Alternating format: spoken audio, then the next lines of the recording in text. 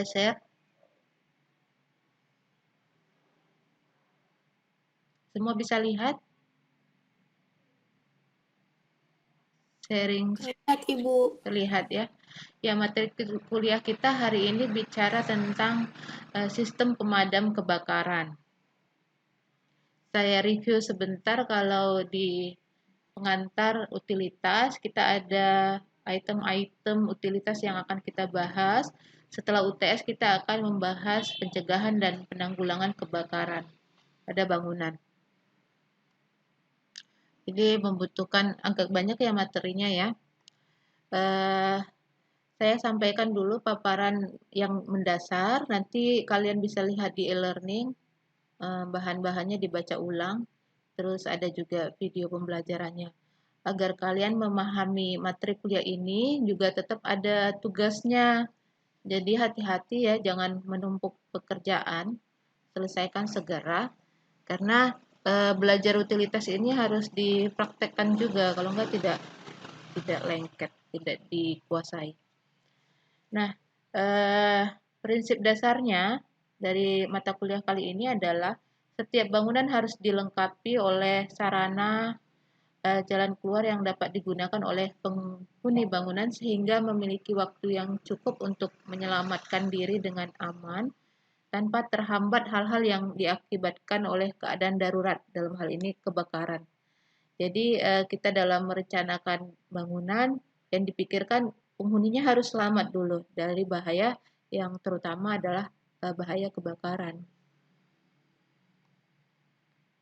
Untuk memahami materi ini ada dasar-dasar peraturan yang bisa kalian buka kembali nanti. Juga pada teknis nanti di dunia lapangannya kalian harus merujuk dulu ke dasar-dasar standar yang sedang berlaku. Ini bisa jadi ada perubahan sehingga kalian tetap harus mengkaji ulang. Walaupun ini saya sampaikan ini untuk dasar pembelajaran saja. Ada ahlinya khusus untuk membuat utilitas ini, namun prinsip dasarnya semua ahli-ahli yang terkait dengan bangunan harusnya memahami ini. Nah, di dalam sistem bahaya kebakaran bisa dibagi dalam 4 kelompok biar mudah memahaminya. Yang pertama itu ketika sistem di pencegahannya, bagaimana supaya bangunan ini tidak mudah terbakar. Nah, di dalam sejarah bangunan gedung, kebakaran ini salah satu aspek yang sangat merubah desain bangunan ya. Jadi kalau baca sejarah di dalam teori kritik itu ya, materi kuliah teori kritik, bangunan tingkat tinggi yang ada sekarang kalian lihat itu cikal bakalnya adalah karena terjadinya kebakaran besar di Chicago ya, Amerika Serikat saat itu. Waktu itu teknologi bangunan masih pakai kayu, masih menggunakan kayu. Namun kemudian terjadi kebakaran besar. Nah, di situ muncul pemikiran desain untuk membangun bangunan yang memang tahan dari api. Maka muncullah mulai teknologi dengan besi, bangunan dengan besi ya, kemudian beton bertulang begitu. Sehingga jika jika terbakar tidak hancur secepat kayu. Kemudian mulailah perkembangan dengan penataan desainnya untuk bangunan tingkat tinggi, pencakar langit. Nah, itu contoh ya bagaimana perhatian terhadap bahaya kebakaran itu merubah cara dipandang masyarakat terhadap desain bangunan. Kemudian di tahap yang kedua adalah peringatan dini. Ketika terjadi kebakaran, bagaimana penghuni bangunan mengetahui adanya bahaya. Nah, alat pendeteksiannya itu bisa dengan asap, panas, cahaya. Jadi tiga elemen ini kan ciri dari terjadinya kebakaran. Nah, ini dideteksi untuk kemudian mungkin seperti alarm, diberi peringatan kepada penghuni untuk segera menyelamatkan diri. Itu peringatan awal.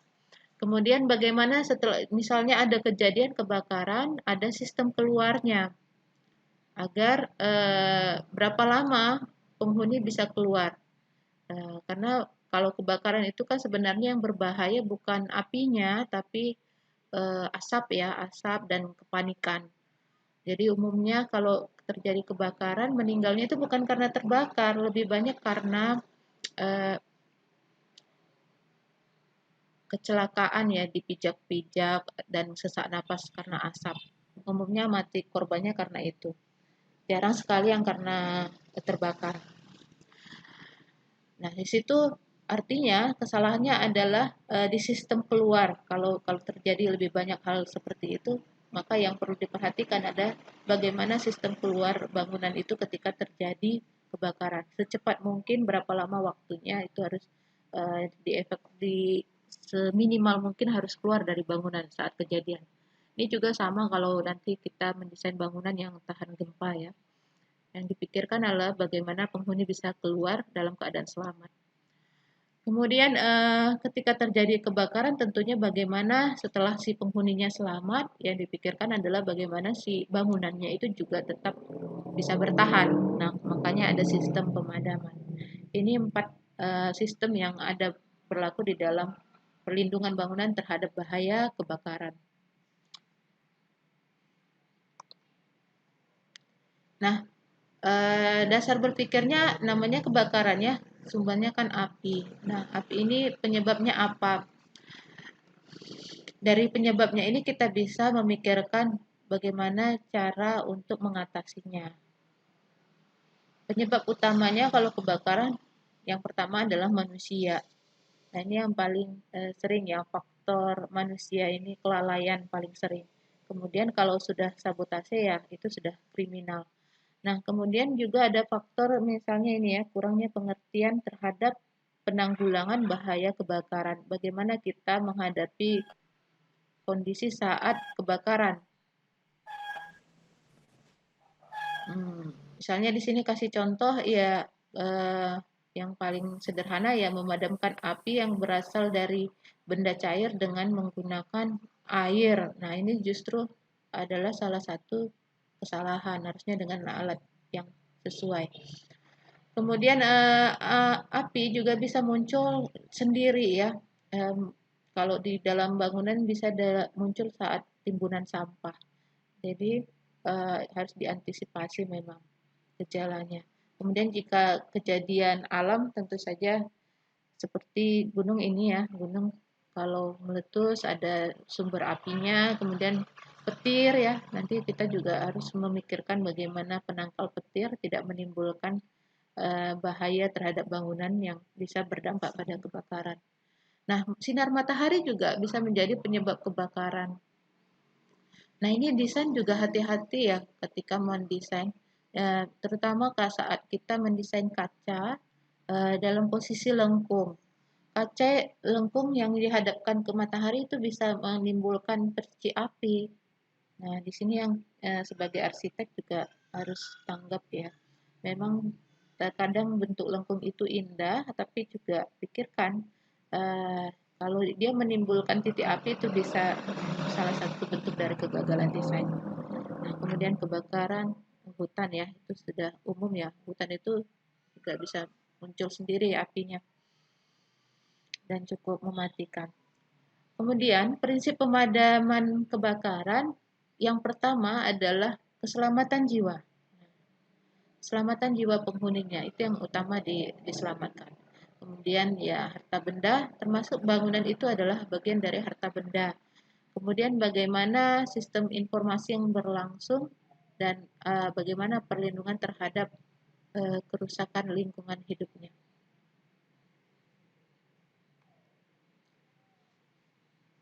Di sistem pengamanan terhadap kebakaran umumnya meliputi timbulnya api tadi, mencegah timbulnya api, kemudian bagaimana prosedur pertolongan, bagaimana api itu tidak menjalar dengan cepat, kemudian mendeteksi pemadaman dan melakukan pemadaman dini dan meminimalisir kerusakan. Jadi di dalam sistemnya kita memperhatikan hal-hal ini. Ya, ini saya sampaikan misalnya contoh untuk membatasi penjalaran api ya. Mulai ada teknologi bahan bangunan yang umumnya dia mengunggulkan produknya tidak menimbulkan penjalaran api yang cepat. Biasanya kayak plafon ya, plafon kan dulu pakai triplek ya, itu kan sangat cepat menjalar api. Kemudian ada keluaran terbaru, misalnya pakai dimsum biasanya lebih sedikit ya untuk menjalarkan dibandingkan triplek. Namun kayak hmm, apa yang sekarang lagi ini ya, Sunda apa PVC ya, plafon PVC itu seberapa cepat dia menjalarkan api. Nah, itu juga perlu dipertimbangkan sebagai arsitek untuk meletakkan bahan bangunan yang tepat. Jadi, pilihlah bahan bangunan, material bangunan yang membatasi penjalaran api. Kemudian prinsip dasar dalam pemadaman sebenarnya tiga hal ini yang harus dipisah. Bahan bakar dari api itu sendiri, terus sumber panasnya, dan oksigen yang memicu untuk penyebarannya. Jadi kalau prinsipnya ini, maka cara memadamkannya juga memisahkan salah satu elemennya.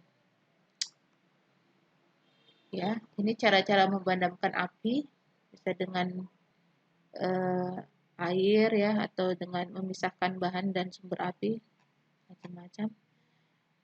Kemudian klasifikasi sistem pemadam kebakaran ada beberapa jenis. Berdasarkan implementasi dan cara pelaksanaannya atau tahapan ataupun dengan teknologi. Di materi kita saat ini kita akan membahas lebih kepada sistem proteksi aktif ataupun sistem proteksi pasif. Proteksi aktif itu melalui sarana aktif atau secara mekanis ya, peralatan-peralatan yang kita siapkan ketika terjadi kebakaran. Kemudian pasif itu misalnya dengan desain bangunan. Ini kita jelaskan lebih detail. Nah, ini misalnya ya, proteksi aktif itu misalnya sistem pendeteksian dini, fire alarm.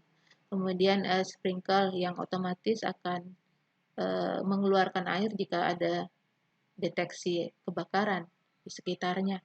Kemudian ada alat pemadamannya dan bagaimana pengendalian asapnya. Nah, sistem pemadam kebakaran juga bisa diklasifikasi berdasarkan tiga hal ini ya. Fire alarmnya, peringatan ya, peringatan adanya kebakaran.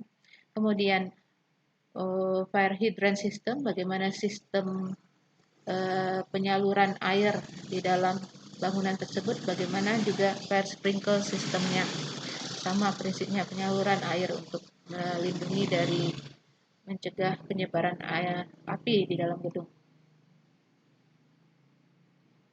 Oke. Nah, untuk sistem pendeteksian ya, dia umumnya tadi di tabel yang tadi di awal ya, mendeteksi masuk ke peringatan dini, apakah menggunakan asap, panas, ataupun deteksi melalui adanya cahayanya.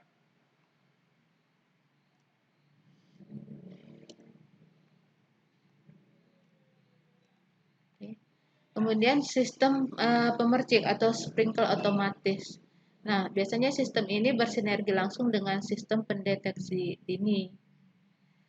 Contohnya yang paling dikenal alarm, sprinkle otomatis ataupun sistem hidran.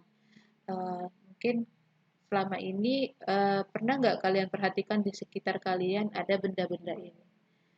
Terutama ini harus ada di bangunan publik, bangunan yang menyediakan fasilitas untuk kegiatan-kegiatan orang banyak. Kalau fungsi privat umumnya lebih kepada APD ya, alat pelindung diri atau yang lebih ringan seperti tabung pemadam kebakaran. Kemudian yang ketiga itu kalau kita membahas tadi ya sistem aktif. Tadi ada sistem pemadam dengan bahan kimia yang portable bisa dipindah ataupun yang khusus. Ini untuk jenis api yang khusus. Kemudian sistem pengendalian asap misalnya dengan smoke tower atau tata udara yang mengendalikan asap. Ini juga terkait dengan desain perencanaan tata ruang. Nah, kemudian ada sistem proteksi aktif. Ini bekerjanya melalui sarana pasif yang terdapat pada bangunan. Caranya meningkatkan kerja bahan bangunannya, tadi di pemilihan bahan yang sudah saya uraikan, kemudian di strukturnya, kemudian pengontrolan dan penyediaan fasilitas pendukung untuk penyelamatan terhadap bahaya api dan kebakaran. Nah, sistem yang paling lazim yang bisa dilakukan di fasilitas pemukiman bisa dilihat seperti ini ya.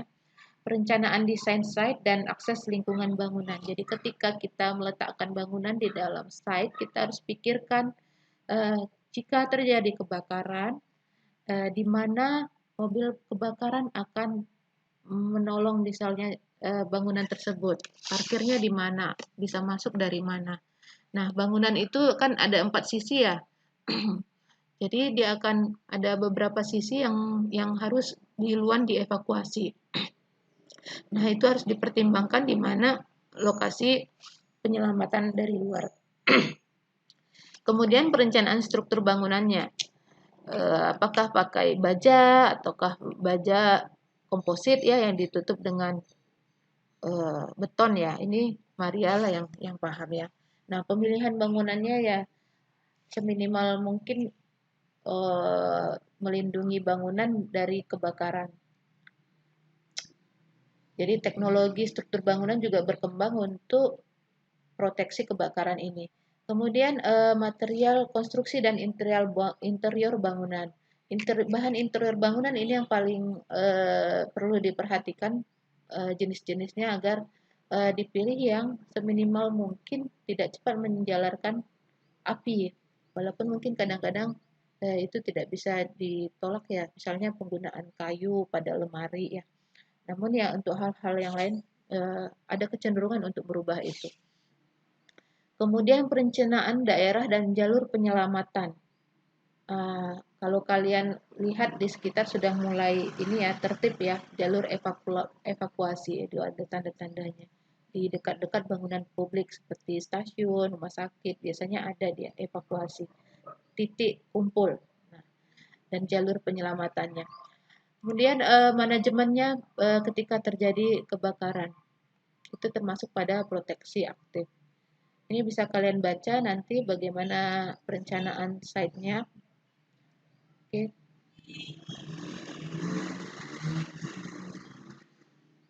Kemudian bagaimana perencanaan strukturnya, terutama di area-area yang rawan api ya, dia bisa dipilih khusus. Kemudian ketika merencanakan jalur penyelamatan juga dipertimbangkan jumlah penghuni bangunan, tangga kebakarannya, bagaimana pintu tangga kebakarannya dan jalurnya dan di mana evakuasinya. Kemudian untuk manajemennya bisa dipikirkan sistem pencegahannya, bagaimana sistem prosedural, komunikasi, perawatan, ini yang paling sering dilupakan ini ya, karena jarang ya kebakaran ini kan tidak rutin ya dan bahkan kalau bisa tidak pernah ada. Tapi alat-alatnya itu harus ada dan itu perlu perawatan. Nah, di sini yang sering ada kelalaian dari manusia. Kemudian yang kelima ini sistem pelatihan. Jadi pengguna bangunan perlu itu kadang-kadang dilatih apa yang harus dilakukan ketika terjadi kebakaran. Mungkin di daerah kita belum populer, tapi kalau di orang-orang di luar yang lebih menerapkan keselamatan kerja, ini ada waktu tertentu ketika penghuni bangunan itu dilatih seolah-olah ada kebakaran yang terjadi. Bagaimana dia menyelamatkan diri, jalur apa saja yang dilaluinya, dan apa yang harus dilakukannya untuk melakukan penyelamatan. Ini gambaran peralatan untuk pemadam kebakaran, perlindungan kebakaran pada bangunan. Jadi ada pompanya khusus karena tadi kan ada sprinkle ya, penyaluran air, bahan-bahan untuk memadamkan kebakaran. Nah, posisi pompa ini harus terpisah dari pompa yang untuk air bersih karena dia fungsinya khusus. Ini gambarannya biasanya warnanya merah ya, mencolok sehingga mudah dilihat dan mudah dikenali. Nah, ini yang paling hidran box ini yang paling dekat dengan ini ya pengguna bangunan. Kalau pompa mungkin dia lebih kepada diletakkan pada bangunan khusus. Namun seperti hidran box, kalau kalian masuk ke bangunan yang baru dikenali, harusnya kenali dulu titik-titik penting ini, di mana exit door kalau terjadi kebakaran, di mana hidran box, ataupun alat-alat yang membantu jika terjadi kebakaran di ruang publik. Itu yang pertama kali kalau kita memasuki bangunan publik yang masih baru ya, sehingga ketika terjadi tidak panik dan tahu apa yang harus dilakukan. Ini gambar sprinkle ya, terdeteksi. Oke. Nah, ini peralatan kebakaran tadi, susunannya kurang lebih di dalam skema ini bisa dilihat ya. Joki pump, hidran, pipanya, terus airnya sendiri.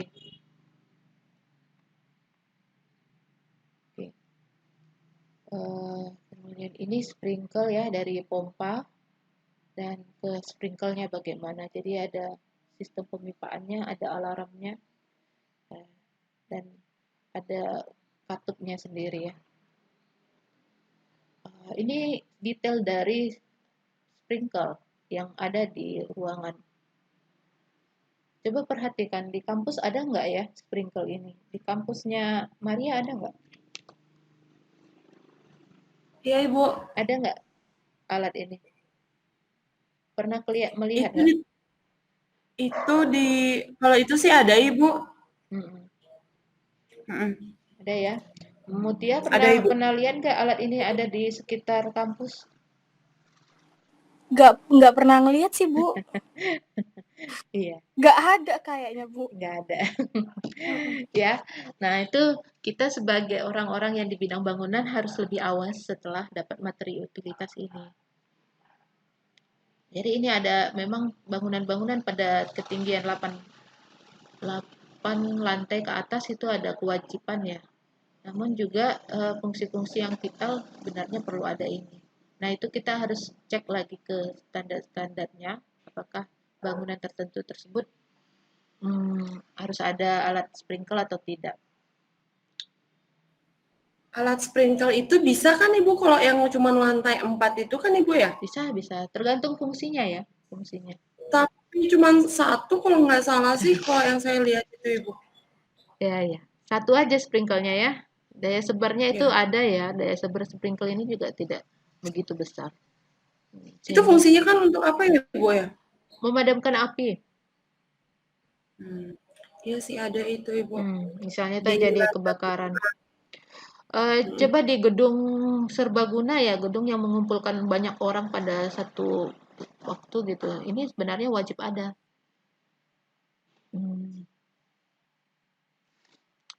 Apalagi bangunan tinggi ya. Kemudian pemadam kebakaran. Kalau tidak sprinkle, bentuknya mungkin seperti tabung ya. Namun harus ada memang alat perlindungan sementara di dalam ruangan publik. Ini kita padatkan dua pertemuan. Bagaimana desain pemadam perlindungan kebakaran pada bangunan. Nah, syaratnya yang tadi sudah dibahas juga sih sedikit ya, bagaimana bahan strukturnya harus tahan api ya. Kalau kayu ya dipikirkan supaya fungsinya tidak dekat dengan api atau ada perlindungan khusus. Kemudian jarak bebas antara bangunan dengan bangunan sebelahnya. Jadi untuk kebakaran ini lebih baik memang bangunan itu jangan nempel ya. Rumah deret itu termasuk rumah yang beresiko kebakaran. Makanya kalau sudah terjadi kebakaran di rumah yang rapat ya, tidak ada pemisah antara bangunan sebelahnya, itu cepat menyebar. Kemudian bagaimana kita memikirkan penempatan tangga kebakaran. Ini untuk bangunan yang berlantai banyak. Nah, ini sering sekali juga tidak memikirkan persyaratan-persyaratannya. Biasanya untuk mengirit ya, tapi ketika terjadi kebakaran, ini sangat vital, berbahaya. Pada jarak tertentu tangga kebakaran ini harus ada. Misalnya bangunan yang terlalu panjang ya sampai 50 meter gitu ya, lantai 4. Nah, dia harus pikirkan lokasi yang strategis. Tidak hanya tangga biasa tapi khusus untuk tangga kebakaran. Kemudian tangga kebakaran artinya ketika terjadi kebakaran, api tidak masuk ke tangga ini. Jadi bisa untuk penyelamatan. Kemudian sistem elektrikal. Nah, ini yang paling sering terjadi pemicu kebakaran ya, sistem elektrikal yang tidak terawat atau tidak terencana dengan baik. Kemudian penangkal petir, kemudian alat kontrol di dalam sistem pengkondisian udara itu juga bisa menimbulkan kebakaran jika tidak tertata baik.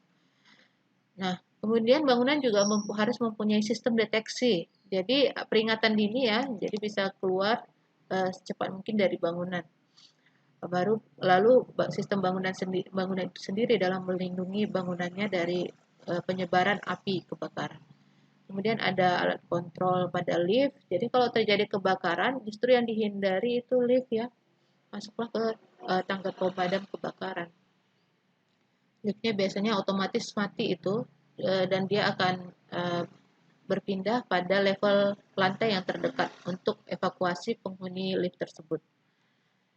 Kemudian melakukan komunikasi dengan stasiun komando untuk sistem kebakaran. Jadi ada peringatan ketika terjadi kebakaran harus melewati apa. Ini ada videonya ya, saya tunjukkan dulu.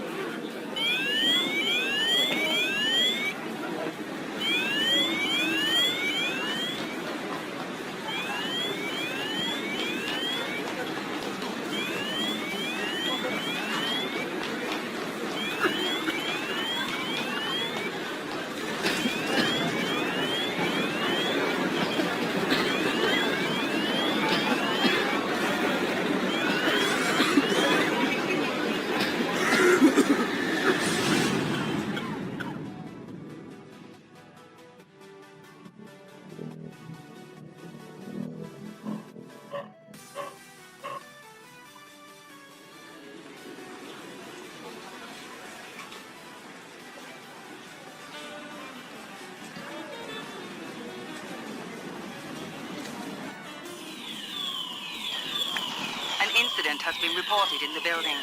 Please await further instructions. Achtung, im Gebäude ist eine Gefahrensituation gemeldet worden. Bitte bleiben Sie ruhig und warten Sie auf weitere Anweisungen.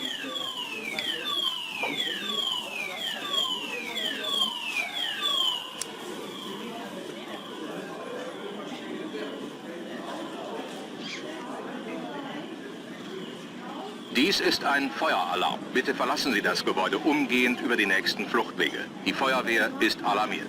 This is a fire alarm. Please leave the building immediately by the nearest available exit. Ceci est une alarme incendie. Veuillez évacuer immédiatement les locaux par la sortie la plus proche. Esto es una alarma de incendio.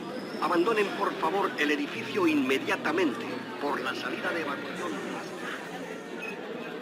Achtung, Achtung, dies ist eine Gefahrenmeldung. Bitte verlassen Sie das Gebäude über die nächsten Ausgänge. Attention, please.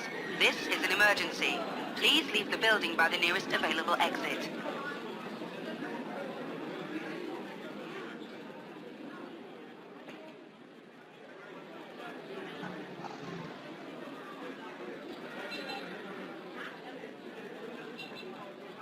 This is the fire brigade information. The emergency situation in the basement is clear.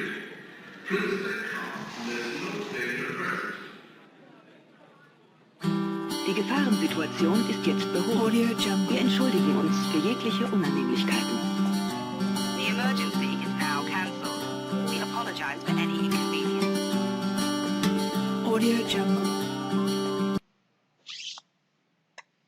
Ya, sudah ya, cukup jelas. Ada yang mau tadi bagaimana sistem sprinkle ya? Tadi nggak kelihatan ya sprinklenya di video ya.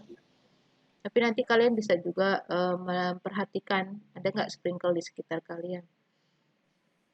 Baik Ibu. Biasanya di mall itu ada Ibu ya? Ya, wajib karena mall itu sangat tertutup ya, nggak ada jendela ya. Betul Ibu. Kalau mau cepat meninggal, kebakaran di situ ya. Kasus kerusuhan tahun 98 ya, itu kan ada mall yang dibakar itu pintunya, itu banyak yang tidak selamat. Itu contoh dari kita desainnya tidak seperti yang tadi ya, sudah dipersiapkan listrik yang tetap menyala ketika kebakaran, terus ada sistem informasi. Ketika kejadian kebakaran itu padam semua ya, banyak orang nggak tahu jalan keluar. Itu yang sering kalau mall itu kebakaran. Nah itu kalau kalian ke mall mungkin jangan mikirkan shoppingnya ya, pikirkan juga ini kalau kebakaran kejadiannya bagaimana ya, saya harus kemana dulu. Nah kayak Mutia ya, Mutia, kamu pernah Ibu, ke iya, mall Center Point? Pernah Ibu. Nah coba lihat itu jalurnya itu bagaimana sirkulasi ke exitnya, pernah nggak kamu cari tangga kebakarannya? Nggak dicari sih Bu, ketemu gitu aja Ketemu gitu. gitu aja ya. Saya nyari-nyari nggak ketemu. nah, Maria juga kalau misalnya ke mall coba perhatikan pertama kali di situ ya, di mana exit Saya door-nya. selalu memperhatikan itu Ibu. Benar. Ya itu harus. Kemudian, sprinkle ini ada sistem penyediaan airnya ya dan jaringan listriknya. Nah, dan bagaimana peletakannya itu ada diatur juga di dalam peraturan menteri dan juga SNI. Ini saya tampilkan untuk kalian nanti bisa cek kalau nanti pada tahap mendesain sprinkle di dalam bangunan. Nah, ini sprinkle tadi dan jumlah peletakannya. Oke, ini cara meletakkannya juga harus mempertimbangkan radius penyebaran airnya, juga ketinggian bangunan. Oke ya. Dan kalau dia dihalangi kolom juga dipertimbangkan ya, jangan diletakkan tapi ketika dia pecah atau menyebarkan air justru tidak menyelamatkan. Jadi ada pertimbangan letaknya di mana, tidak ada yang terhalang. Kemudian untuk ketentuan khusus, nah untuk ruangan-ruangan khusus ya, bangunan ini ada penggolongan ya kelas bangunannya, apakah bahaya tingkatnya ringan atau sedang, tingkat bahayanya berat. Kemudian jarak sprinkle tadi ya, ini 6, 9, ini tergantung dari tingkat kelas bahaya kebakaran pada bangunan tersebut. Oke. Kemudian persyaratan bahan khusus sprinkle dan sumber airnya khusus dan berasal dari air pump ya, air bersih bukan air kotor. Kalaupun ada air kotor ya dia diolah dulu sehingga bisa untuk penyebaran air ke bangunan. Misalnya air hujan ya itu sering diolah dulu untuk jadi air untuk sprinkle. Kemudian ada pompa untuk menyalurkan saat terjadinya pemadam kebakaran. Kemudian sistem instalasi sprinkle ini tentu ada sistem pemipaannya dan bahannya juga harus aman dari kebakaran. Jadi agak mahal memang. Nah, kemudian ada alat pemadam api ringan ya yang bisa diakses oleh masyarakat yang tidak begitu yang umum ya menggunakan bangunan tersebut. Nah, peletakan alat pemadam ini juga harus mudah dijangkau pada prinsipnya. Kemudian titik kumpul, jalur menuju evakuasi. Ini terutama untuk bangunan publik ya, kayak tadi mall itu wajib ada, rumah sakit, stasiun ya, stasiun kereta api misalnya. Itu aja gambaran tugas kita hari ini. Jadi ada beberapa tugas yang perlu kalian lakukan supaya lebih memahami materi ini. Secara individu, kalian mulailah mengawasi lingkungan kalian sekitarnya. Coba foto. Kalian kan ini biar tahu ya gimana suasana lingkungan masing-masing nih. Maria di mana sih kondisi lingkungannya ya? Sama Baik, Ibu. Mutia juga ya di Medan bagaimana fasilitas bangunan Baik, terhadap Ibu. kebakaran ini. Nggak banyak sih, kalian kumpulkan 5 foto aja. Tapi paling minimal ya, maksimal terserah. Tapi minimal ada 1 foto yang menunjukkan kalian melakukan survei itu. Jadi bukan download dari internet. Kalian harus proses mengalami ya, melihat di lokasi. Itu satu bangunan aja atau beberapa, Ibu? Beberapa. Ini bisa kampus. Saya mintanya sih dokumentasinya 5. Kalau satu bangunan memenuhi ini nggak masalah. Tapi saya hitung jumlahnya aja. Ibu, Ya. ini kan mengumpulkan minimal 5 foto disertai keterangan lokasi dan fungsi bangunan. Berarti ada tanggal pengambilan fotonya di dalam foto berarti? Iya. Jadi fotonya memang Terus koleksi pribadi yang kedua, ya. itu kan Fotonya harus koleksi minimal pribadi. 1 foto menunjukkan. Baik, Ibu. Ya, bisa dipahami ya. Mempresentasikannya itu berarti kita seperti saat ini. ada keterangan semacam lagi nggak sih, Bu? Keterangan apa? Oh, gini maksudnya kan itu nanti kan foto tentang peralatan kebakaran yang tadi Ibu bilang contoh yang foto-foto yang tadi pengumpulan atau jalur evakuasi itu minimal kan ada 5 foto. Iya. Berarti itu nanti kita presentasikan itu hanya bilang oh ini fotonya di mana terus ya. Kan ada bilang lagi keterangan gitu Ibu ya. Cuman keterangan bilang Iya. gimana fungsinya apa gitu aja Ibu ya. Iya, benar.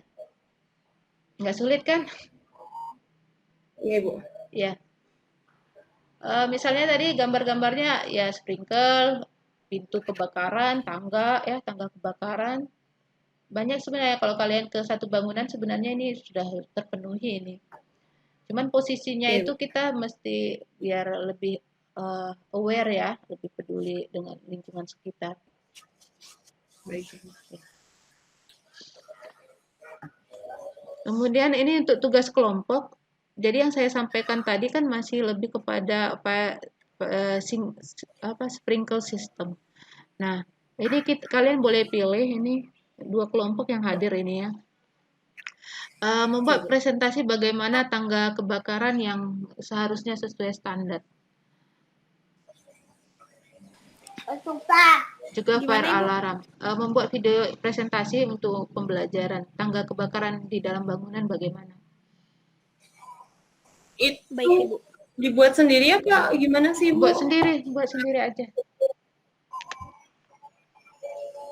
Tapi tugas kelompok ya.